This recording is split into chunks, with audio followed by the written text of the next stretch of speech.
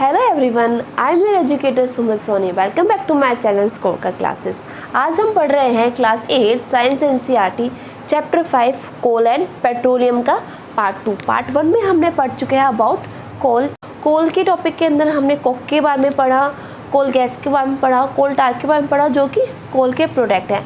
आज हम पढ़ने वाले हैं पेट्रोलियम के बारे में। पेट्रा का मतलब होता है रॉक और ओलियम का मतलब होता है। तो पेट्रोलियम क्या होता है? ऐसा ऑयल जो हमें रॉक्स के अंदर जाके मिलता है, उसको हम क्या बोलते हैं? पेट्रोलियम। पेट्रोलियम के बहुत सारे बाय प्रोडक्ट हैं। पेट्रोलियम का नाम लेते ही हमारे दिमाग में सबसे पहले आता है पेट्रोल। भाई पेट्रोल को पेट्रोलियम बोलते हैं? नहीं, पेट्रोल एक बाय प्रोडक्ट है पेट्रोलियम का। पेट्रोलियम के बहुत सारे बाय प्रोडक्ट्स होते हैं such as lubricating oil, petrol, diesel, kerosene oil, wax भी होता है इसके अंदर। उसके बारे में हम बाद में पढ़ेंगे, इसके उनके यूजेस क्या है। यहाँ पे हम देखते हैं कि हम लाइट ऑटोमोबाइल्स जो हमारे लाइट व्हीकल होते हैं उनके अंदर पेट्रोल यूज़ करते हैं। एग्जांपल बाइक, स्कूटर, कार्स के अंदर क्या यूज़ कर रहे हैं? पेट्रोल।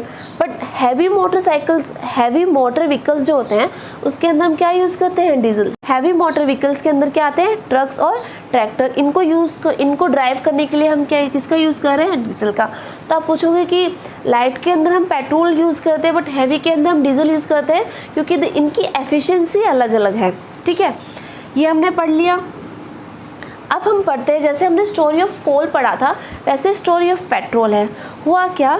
ऐसे ऑर्गेनिज्म जो सी के अंदर रहते हैं, सपोज करो ये हमारा सी है पूरा, ठीक है, इसके अंदर बहुत सारे लिविंग ऑर्गेनिज्म है। लिविंग ऑर्गेनिज्म रहते हैं समुद्र के अंदर। ये क्या हो गए? डाइड, मर गए। And bodies settle at the bottom. तो क्या हुआ कि जब इनकी बॉडीज यहाँ बॉटम में आके सेटल हो गई तो सैंड और क्ले ने उनको क्या कर दिया? ढक दिया। तो सैंड और क्ले इनके ऊपर आके डिपॉजिट हो गई। अब ये क्या डिपॉजिट हो गया इनके ऊपर? सैंड और क्ले। सैंड और क्ले इनके ऊपर आके डिपॉजिट हो गई। फिर क्या? मिलियंस ऑफ ईयर्स, ये स्टोरी कोई एक दिन की नहीं है, मिलियंस ऑफ ईयर्स की है। Absence of air. अब समुद्र के अंदर तो हमें पता है ऑक्सीजन नहीं मिलता, तो एब्सेंस ऑफ एयर में हुआ क्या? वही अपना हाई टेम्परेचर और हाई प्रेशर के अंदर ये के सारे डेड ऑर्गेनिज्म किसके अंदर चेंज हो गए? Petroleum and natural gas.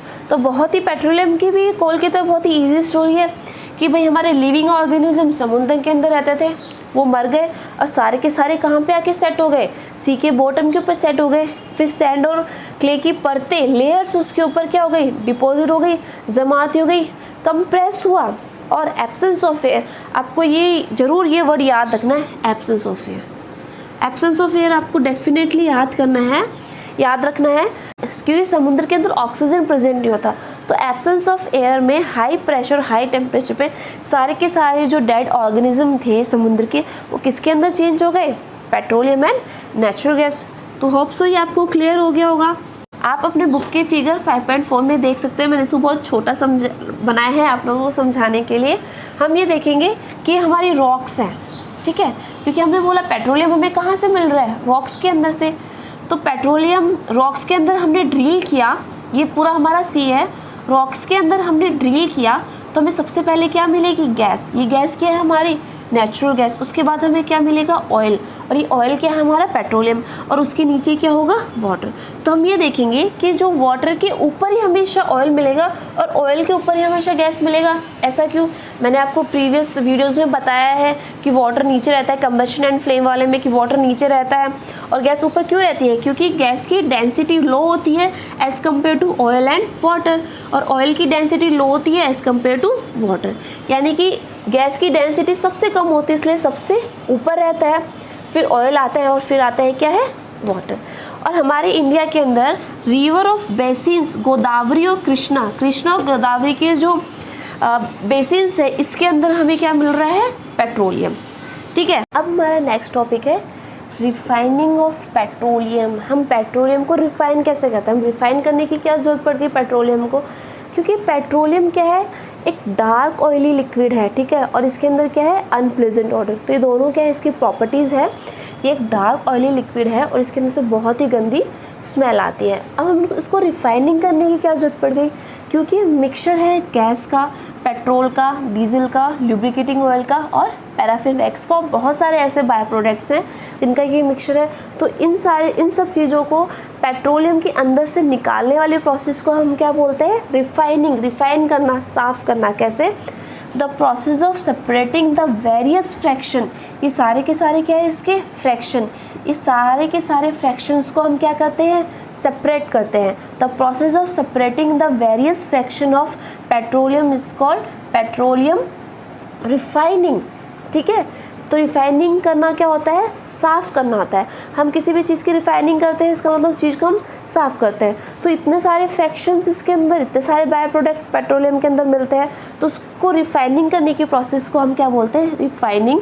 और ये सारी की सारी रिफाइनिंग जहाँ पे होती है, जिस प्लांट में होती है, उसको बोलते हैं हम पेट्रोलियम रिफाइनरीज। ठीक है, पेट्रोलियम रिफाइनरी पेट्रोलियम रिफाइनिंग के प्लांट को बोलते हैं। अब हम देखते हैं कि पेट्रोलियम को ही हम ब्लैक गोल्ड बोलते हैं। क्यों? क्योंकि जैसे गोल्ड हमारे लिए इम्पोर्टेंट है, पेट्रोलियम से इतने सारे बाय प्रोडक्ट्स हमें मिल रहे हैं, सारे के सारे हमारे लिए क्या है? यूज़फुल है। तो हम पेट्रोलियम को ब्लैक गोल्ड बोलते हैं। और इसको पेट्रोकेमिकल्स भी बोलते हैं, क्योंकि पेट्रोलियम के अंदर जो इतने सारे बाय प्रोडक्ट्स यूज़ कर रहे हैं, नेचुरल गैस के बाय प्रोडक्ट्स को हम यूज़ कर रहे हैं, तो बहुत ही तो सारे बाय प्रोडक्ट्स को हम इंडस्ट्रियल यूज़ में लेते हैं, इसलिए इनको हम क्या बोलते हैं? पेट्रोकेमिकल्स। अब हम बाय प्रोडक्ट्स देखते हैं। तो पेट्रोलियम के अंदर से हमें फर्स्ट मिलता है एलपीजी, जो कि क्या होता है? जिसको हम बोलते हैं लिक्विफाइड पेट्रोलियम गैस। आप मुझे कमेंट सेक्शन में बताओगे कि सीएनजी की फुल फॉर्म क्या है। ओके, तो LPG as a fuel use करते हैं, सबको पता है। घर के अंदर, इंडस्ट्रीज़ के अंदर जो सिलेंडर्स हम यूज़ करते हैं हमारे किचन के अंदर, उसके अंदर क्या होता है? एलपीजी। एलपीजी का फुल फॉर्म क्या है? Liquefied petroleum gas. Second, petrol, ये भी सबको पता है। लाइट व्हीकल्स में यूज़ करते हैं, मोटर फ्यूल की तरह यूज़ करते हैं। एविएशन फ्यूल, जो हवाई जहाज उड़ते हैं, उन सब में भी हम क्या यूज़ करते हैं? पेट्रोल। थर्ड है कैरोसिन। कैरोसिन किस में यूज़ करते हैं? स्टोव्स में यूज़ करते हैं, लैंप्स में यूज़ करते हैं। और जेट एयरक्राफ्ट्स में आप ये देखना, एविएशन फ्यूल एरोप्लेन्स में पेट्रोल यूज़ होता है, और जो जेट एयरक्राफ्ट्स होते हैं उसके अंदर कैरोसिन यूज़ होता है। डीजल हैवी मोटर व्हीकल्स के अंदर यूज़ होता है। पहले मैंने आपको बताया है कि ट्रक और ट्रैक्टर के अंदर क्या यूज़ होता है? डीजल के अंदर। और जो इलेक्ट्रिक जनरेटर्स यूज़ होते हैं, बड़े बड़े लाइट जाने के बाद जो जनरेटर्स यूज़ होते हैं, सारे के सारे किस पे वर्क करते हैं? डीजल पे वर्क करते हैं। फिफ्थ है हमारा लुब्रिकेटिंग ऑयल, लुब्रिकेशन प्रोवाइड करता है। अब किस में यूज़ होता है? इंडस्ट्रीज़ में बड़ी बड़ी मशीन जो आपस में काम करती है, तो उनके जो पार्ट्स है आपस में टकराए नहीं, तो उसके बीच में जो हम ऑयल यूज़ करते हैं, वो ऑयल कौन सा होता है? Lubricating oil. लुब्रिकेटिंग ऑयल से क्या लुब्रिकेशन प्रोवाइड होता है। अगर दो रफ सरफेस आप एक दूसरे के ऊपर मूव कर रही है, तो ये आपस से टकराएंगे नहीं और मशीन के पार्ट्स क्या होंगे? ख़राब नहीं होंगे। सिक्स्थ है हमारा पैराफिन वैक्स। पैराफिन वैक्स किसमें यूज़ होता है? ऑइंटमेंट्स में यूज़ होता है, कैंडल्स में और वैसलीन में। जो वैसलीन हम यूज़ करते हैं, और ऑइंटमेंट्स में किस में यूज़ होता है? जो हमारे जो ब्यूटी प्रोडक्ट्स होते हैं उसके अंदर। सेवन्थ है हमारा बिटुमेन। बिटुमेन के बारे में मैंने आपको पहले बताया कि पहले हम कोल टार यूज़ करते थे रोड की सरफेसिंग को इक्वल करने के लिए। अब हम क्या रोड की सरफेसिंग के लिए क्या यूज़ कर रहे हैं? बिटुमेन। और रोड के नया रोड जब बनता है तो उसके अंदर से स्मेल आती है। वैसे स्मेल कब आती है? जब न्यू ऑयल पेंट होता है तो उसके अंदर से भी स्मेल आती है, तो उसमें हम क्या यूज़ कर रहे हैं? बिटुमेन। अब हमारा नेक्स्ट टॉपिक है 5.3 नेचुरल गैस। जैसे हमें पता है कोल, पेट्रोलियम, नेचुरल गैस क्या है? सारे के सारे क्या है? Fossil fuel. और फॉसिल फ्यूल क्या आते हैं? जो हमें डेड ऑर्गेनिजम्स, ऐसे फ्यूल जो हमें डेड ऑर्गेनिज्म से मिलते हैं। और हमने से प्रीवियस पढ़ा है कि पेट्रोलियम के ऊपर जो गैस होती है वो क्या होती है? हमारी नेचुरल गैस। अब इसकी प्रॉपर्टीज़ देख लेते हैं। Easy to transport through pipes, इसको बहुत ही ईजिली हम पाइप्स के थ्रू कहीं पे भी ट्रांसफ़र कर सकते हैं।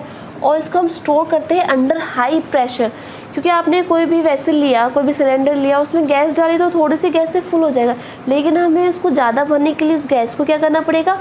कंप्रेस करना पड़ेगा। जैसे हम उसको गैस को कंप्रेस करेंगे तो उसका वॉल्यूम क्या हो जाएगा? डिक्रीज। तो हम उसके ऊपर और गैस डाल सकते हैं। कैसे? जैसे सपोज करो ये हमारा गैस सिलेंडर है, ठीक है, हमने इसके अंदर गैस फिल किया, तो थोड़ी सी गैस में कि पूरा सिलेंडर क्या हो जाएगा? भर जाएगा। लेकिन अगर हम इसको ऊपर से कंप्रेस कर देंगे तो थोड़ी सी गैस इतने से एरिया में क्या हो जाएगी? भर जाएगी। तो हम सिलेंडर के अंदर और भी गैसेस भर सकते हैं। तो हम इसको हाई प्रेशर के अंदर स्टोर करते हैं, इसलिए इसका नाम क्या है? Compressed natural gas. मैंने आपसे कमेंट सेक्शन में पूछा था कि सीएनजी का फुल फॉर्म क्या है, तो सीएनजी की फुल फॉर्म क्या है? Compressed natural gas. इसकी फुल फॉर्म मैंने आपको कंबशन एंड फ्लेम वाले चैप्टर में भी बताई थी। नेचुरल गैस किस में यूज़ हो रही है? पावर जनरेशन में। पहले हम इलेक्ट्रिसिटी को जनरेट करने के लिए नेचुरल गैस का यूज़ लेते थे, बट अब हम नेचुरल गैस का यूज़ ले रहे हैं इन ट्रांसपोर्टेशन व्हीकल्स। ट्रांसपोर्टेशन व्हीकल्स में क्यों ले रहे हैं? क्योंकि लेस पॉल्यूटिंग। हमें पता है हम पेट्रोल और डीजल यूज़ करते हैं तो ऐसे पॉल्यूटेंट्स निकलते हैं जिससे हमारा पॉल्यूशन, जिससे हमारे इन्वायरमेंट में क्या हो रहा है, पॉल्यूशन ज़्यादा हो रहा है। और हमें पता है कि सीएनजी के क्लीनर फ्यूल है, क्योंकि लेस पॉल्यूटिंग है, इसलिए सीएनजी को हम क्या बोलते हैं, क्लीनर फ्यूल भी यूज़ करते हैं। इसलिए आपने देखा होगा कि दिल्ली के अंदर जितने भी मोटर व्हीकल्स हैं वो सारे के सारे किस पे स्विच हो गए, सीएनजी पे। क्यों? क्योंकि एक लेस पॉल्यूटिंग है। मेन पार्ट मैंने क्या आपको स्टार्टिंग बताया था कि ये है easy to transport through pipes. हम होम और फैक्ट्रीज़ में इसको थ्रू पाइप्स ट्रांसफ़र कर सकते हैं और वो भी डायरेक्टली यूज़ कर सकते हैं। डायरेक्टली यूज़ का मतलब ये है कि कोल है, हमने कोल लिया, कोल को हम डायरेक्टली यूज़ नहीं कर सकते, हमें उसकी रिफाइनिंग करनी पड़ी। पेट्रोलियम है, पेट्रोलियम भी हम डायरेक्ट यूज़ नहीं करा क्योंकि हमने उसकी रिफाइनिंग करनी पड़ी। लेकिन नेचुरल गैस ऐसा फ्यूल है जिसको हम डायरेक्टली यूज़ कर सकते हैं। वो जिस फॉर्म में हमें ऑब्टेन होता है उसी फॉर्म में उसको फर्दर यूज़ कर सकते हैं। इसका तो बेस्ट बेनिफिट है कि हमें कोई रिफाइनरी प्लांट नहीं लगाने पड़ रहे हैं इसके लिए। सेकेंड ये है, इसका यूज़ है manufacturing of a number of chemicals and fertiliser. बहुत सारे केमिकल्स और फर्टिलाइज़र के स्टार्टिंग मटेरियल में यूज़ होता है क्या, अपना नेचुरल गैस। और ये इंडिया के अंदर इसके जो नेचुरल गैस के जो रिजर्व्स हैं वो ज़्यादा अच्छे हैं। कहाँ कहाँ मिलते हैं हमें? त्रिपुरा के अंदर, राजस्थान के अंदर, महाराष्ट्र और कृष्णा गोदावरी के डेल्टाज में हमें क्या नेचुरल गैसेस के रिसोर्सेज मिलते हैं। अब हमारा नेक्स्ट टॉपिक है 5.4, some natural resources are limited. जैसे हमने चैप्टर के स्टार्टिंग में पढ़ा था कि कुछ नेचुरल रिसोर्सेज क्या होते हैं, एग्जॉस्टिबल रिसोर्सेज होते हैं, जैसे कोल, पेट्रोलियम, नेचुरल गैस। कुछ टाइम के बाद ये एग्जॉस्ट हो जाएंगे बाय ह्यूमन एक्टिविटीज़, ठीक है। सेकेंड हमने ये पढ़ा कि फॉसिल फ्यूल्स है। फॉसिल फ्यूल्स क्या होते हैं? डेड ऑर्गेनिज्म से मिलते हैं। ऐसे फ्यूल्स जो हमें डेड ऑर्गेनिज्म से मिलते हैं, और डेड ऑर्गेनिज्म से फ्यूल्स को बनने के लिए कितना टाइम लगता है? मिलियन ऑफ ईयर्स लगते हैं। और हमें ये भी पता है कि जो हमारे जो फॉसिल फ्यूल्स है, कोल, पेट्रोलियम, नेचुरल गैस, ये सिर्फ लास्ट ओनली फ्यू 100 ईयर्स तक ही हमारे पास है। कुछ सालों बाद ये क्या हो जाएंगे, धरती से पूरी तरह एग्जॉस्ट हो जाएंगे। तो हमारी फ्यूचर जनरेशन क्या यूज़ करेगी, तो हमारी ये भी टेंशन है। तो हमने ये देखा कि जो हमारे नेचुरल रिसोर्सेज हैं एग्जॉस्टिबल इन नेचर है और इनको मिलियन ऑफ ईयर्स लगते हैं, डेड ऑर्गेनिज्म से बनते हैं, और ये कुछ ही सालों तक के यूज़ करने के लिए हमारे पास बचे हुए हैं। थोड़े टाइम बाद ये क्या हो जाएंगे, कुछ सालों बाद ये क्या हो जाएंगे, पूरी तरीके से ख़त्म हो जाएंगे और हमारी नेक्स्ट जनरेशन को कुछ भी नहीं मिलेगा। जो हमने एक्टिविटी स्टार्टिंग में पढ़ी थी कि नेक्स्ट जनरेशन के लिए तो कुछ बचा ही नहीं। और ये है कि एयर पोल्यूशन कॉज करते हैं। नेचुरल रिसोर्सेज को जब एज अ फ्यूल यूज़ करते हैं तो ये कुछ पॉल्यूटेंट्स इन्वायरमेंट में रिलीज़ करते हैं, जिसकी वजह से क्या हो रहा है, एयर पोल्यूशन हो रहा है। और एयर पोल्यूशन की वजह से क्या हो रहा है, ग्लोबल वार्मिंग, क्योंकि कॉन्सेंट्रेशन ऑफ CO2 इंक्रीज़ हो रहा है हमारे अर्थ पे, जिसकी वजह से क्या हो रहा है, अर्थ का टेम्परेचर इंक्रीज़ हो रहा है। और अर्थ के टेम्परेचर को इंक्रीज़ होना को हम क्या बोलते हैं, ग्लोबल वार्मिंग। और हमारी फ्यूचर जनरेशन के लिए भी तो हमें सेव करके रखना पड़ेगा। इसलिए हमारी इंडिया की पेट्रोलियम कंजर्वेशन रिसर्च एसोसिएशन, जिसको हम PCRA बोलते हैं, एक एडवाइज़री ऑर्गेनाइजेशन है। ये हमको एडवाइज़ करता है कि हमारे जो ये कोल, पेट्रोलियम, नेचुरल गैस को हम यूज़ कर रहे हैं हमारे डेली रूटीन में, हमें इसे कैसे यूज़ करना है ताकि हमारी फ्यूचर जनरेशन, ये जो हमारी फ्यूचर जनरेशन है, इसके पास भी तो कुछ बचना चाहिए यूज़ करने के लिए। तो ये हमें एडवाइज़ करता है। ये हमें क्या बोलता है कि पेट्रोल और डीजल के लिए स्पेशली हमें बोलता है कि drive eight a constant and moderate speed. हमें हमेशा हमारे व्हीकल को कांस्टेंट, एक जैसी और मॉडरेट स्पीड पे ही ड्राइव करना चाहिए।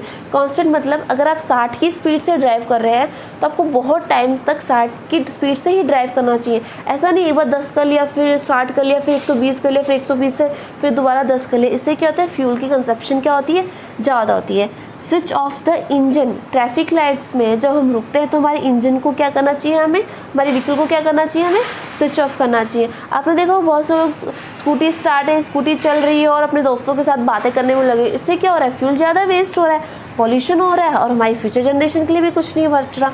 तो हमें हमारे इंजन को स्विच ऑफ रखना चाहिए। कब, जब ट्रैफिक लाइट्स के दौरान, और जब अपने दोस्तों से बात कर रहे हो या हमें किसी का वेट करना हो तो उस समय हमें हमारे इंजन को स्विच ऑफ रखना चाहिए। Ensure correct tyre pressure. ये भी बहुत इंपॉर्टेंट है कि हमारे टायर प्रेशर को मेंटेन करके रखना चाहिए हमें, कि कार का टायर प्रेशर अलग होता है, स्कूटी का टायर प्रेशर अलग होता है। तो जितना टायर प्रेशर ये ऑर्गेनाइजेशन हमें बताती है हमें उतना रखना चाहिए ताकि हमारा फ्यूल का कंजप्शन क्या होगा, वो कम होगा। और ensure regular maintenance of the vehicle, हमारी व्हीकल की हमें टाइम टू टाइम क्या करानी चाहिए, सर्विस करानी चाहिए। टाइम टू टाइम हम सर्विस कराते हैं तो वही हमारा फ्यूल का कंजप्शन क्या होगा, कम होगा। और एयर पॉल्यूशन में जो हमारे पॉल्यूटेंट्स रिलीज़ होंगे, जो हमारा फ्यूल जलेगा तो उससे भी हमारा जो इन्वायरमेंट क्या होगा वो बच जाएगा। तो हमें इंश्योर करना चाहिए कि जो व्हीकल हम यूज़ कर रहे हैं उसकी हमें रेगुलर मेंटेनेंस करानी चाहिए। इसी के साथ हमारा चैप्टर फिनिश होता है। होप सो आपको समझ में आएगा। उससे पहले अगर आपको मेरी वीडियोस अच्छी लगी तो please like it, subscribe it and share it with your friends. अपने फ्रेंड्स के साथ इसे शेयर करना बिल्कुल मत भूलिएगा। तो इसी के साथ हमारा ये चैप्टर फिनिश होता है। होप सो आपको समझ में आएगा। अब हम आपको मिलते हैं हमारे नेक्स्ट वीडियोज़ में। जब तक के लिए goodbye and stay healthy.